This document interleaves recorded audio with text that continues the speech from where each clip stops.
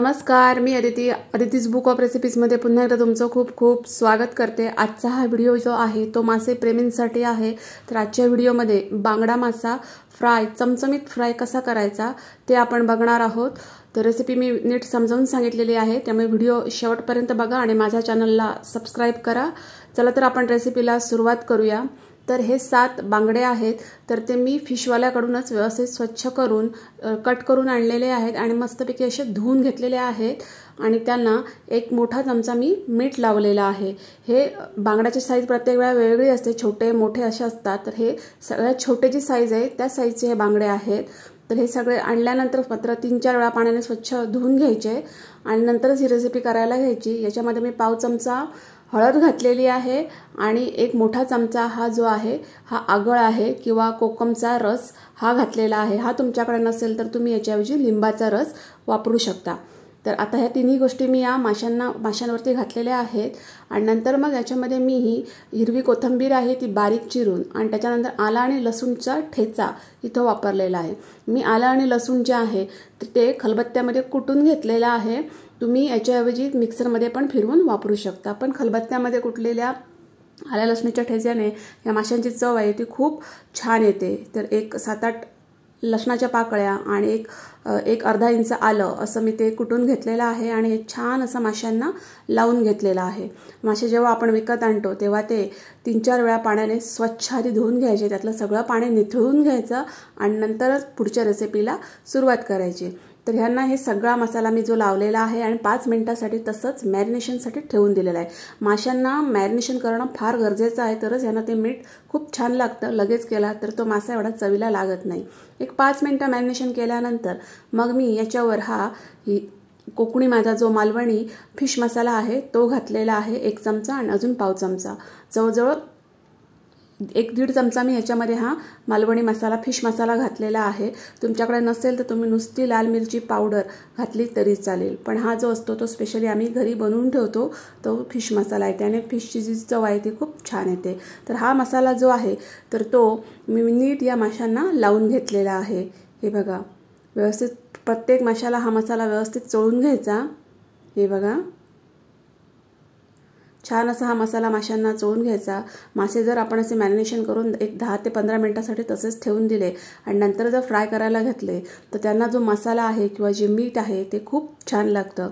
आणि कुठलंही नॉनव्हेज करताना थोडीशी हळद वापरायची असते, कारण ते बॅक्टेरियल असतं, त्यामुळे माशांसाठी नॉनव्हेजसाठी थोडीशी हळद ही वापरायचीच असते।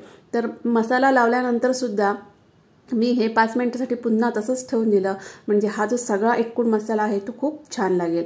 तर इथं मी 2 चमचे तांदळाचं पीठ आणि 2 चमचे हा जो आपला रेग्युलर रवा आहे ते घेतलेला आहे आणि ते दोन्ही मिक्स केलेलं आहे। तर हे जे आपण आहे ते माशांचं आपण कोटिंग बनवतोय, तर हे दोन्ही एकत्र करून घेतलेलं आहे मी। रवा आणि तांदळाच्या पिठामुळे हे मासे जे आहेत ते खूप छान असे क्रिस्पी होतात, त्याचं आउटर कोटिंग आहे ते खूप छान होतं। एक 5 मिनिटं झालेली आहेत, मासे खूप छान मॅरिनेट झालेले आहेत। तवा गरम करून घेतलेला आहे, त्याच्यावर मी तेल घातलेलं आहे। आपण मासे शॅलो फ्राय करणार आहोत। तवा चांगला गरम करून घ्यायचा, तेल पण चांगलं गरम करून घ्यायचं। नंतर गॅसची फ्लेम स्लो ठेवून आपण नंतर हे मासे याच्यावर घालणार आहोत। तर मग असे जे मिश्रण आहे तर त्याच्यामध्ये एक मासा असा ठेवायचा, व्यवस्थित मसाला लागलेला हा जो मासा आहे तो त्याच्यामध्ये हलका असा दाबून घ्यायचा, म्हणजे सगळं जे कोटिंग आहे रव्याचं आणि तांदळाच्या पिठाचं तर ते माशाला व्यवस्थित कोट होतं। हे बघा, मस्त अगदी घोळवून घ्यायचा त्याच्यामध्ये मासा, हलका दाबल्यामुळे छान बसतं ते मिश्रण आणि नंतर मग आपण हा शॅलो फ्राय करण्यासाठी तव्यावर ठेवून द्यायचा। तर अशाच प्रकारे मी जे सगळे मासे आहेत ते व्यवस्थित कोट करून घेतलेले आहेत आणि सगळे मासे मी हे तव्यावर ठेवून घेतलेले आहेत। हे बघा, व्यवस्थित घोळवून घ्यायचा, हलका दाबल्यामुळे जे कोटिंग आहे ते खूप छान लागतं रव्याच्या आणि तांदळाच्या ह्याने। खूप सुंदर असे हे बांगडे फ्राय तयार होतात, मस्त एकदम। तर अशा प्रकारे मी हे सगळे बांगडे आता तव्यावर ठेवून घेणार आहे। हे बघा, सगळे बांगडे ठेवून झालेले आहे। गरज लागली तर पुन्हा याच्या आजूबाजूला तेल सोडायचं आणि गॅसची फ्लेम मीडियम टू स्लो ठेवून आपल्याला हे बांगडे जे आहेत ते एक 5 मिनिटांसाठी एका बाजूने भाजून घ्यायचे आहेत। एक 5 मिनिटं झालेली आहेत, एक बाजू भाजून झालेली आहे आणि आता मी याला पलटी करून घेतलेला आहे। मासा भाजताना कधीही गॅसची फ्लेम मोठी ठेवायची नाही आहे, झटपट झटपट असा कधीही मासा भाजायचा नाही आहे। एक मीडियम टू स्लो गॅस फ्लेमवरच आपल्याला हे व्यवस्थित मासे भाजून घ्यायचे आहेत। हे बघा, त्यांची एक बाजू खूप सुरेख अशी भाजून झालेली आहे आणि आता मी हे परतून घेतलेले आहे आणि दुसरी बाजू मी तशीच भाजून घेणार आहे। गरज वाटले तर इथं पुन्हा तेल सोडायचं। हे बघा, सगळे मासे पलटी करून घेतलेले आहेत मी आणि त्याच्या आजूबाजूला पण थोडं गरज वाटली म्हणून मी थोडंसं तेल सोडलेलं आहे।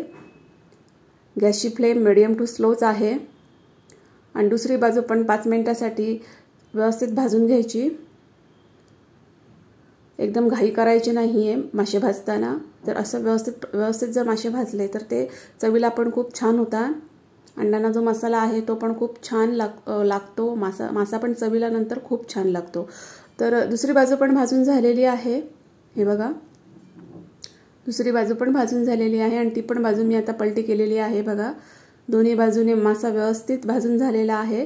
त्याचं पूर्णपणे कोटिंग जे आहे ते माशावरच राहिलेलं आहे, कुठेही ते कोटिंग खाली सांडलेलं नाही आहे। हे बघा, जर तुम्ही नॉनस्टिकचा तवा वापरत असाल तर कोटिंग अजिबात त्याचं जे माशाचं कोटिंग आहे ते अजिबात निघत नाही। आणि जर बाकीचे तवे वापरत असाल तर थोडंसं तेल जास्त घालावं लागतं। तर दुसरी बाजू पण मी छान अशी भाजून घेतलेली आहे आणि मस्तपैकी आपले हे बांगडा फ्राय, चमचमीत असा बांगडा फ्राय तयार झालेला आहे। तर तुम्ही बघू शकता, खूप सुंदर आणि चमचमीत असे हे बांगडा फ्राय तयार झालेले आहेत। तुम्ही पण अशा पद्धतीने नक्की एकदा बांगडा फ्रायची रेसिपी ट्राय करून बघा, तुमच्या घरच्यांना नक्की आवडेल। खूप सुंदर असे हे बांगडा फ्राय तयार होतात। तर रेसिपी कशी झाली ती कमेंट्समध्ये मला नक्की सांगा। व्हिडिओ जर आवडला असेल तर त्याला लाईक करा, शेअर करा, माझ्या चॅनलला सबस्क्राईब करा। आपण भेटू नेक्स्ट व्हिडिओमध्ये। थँक्यू।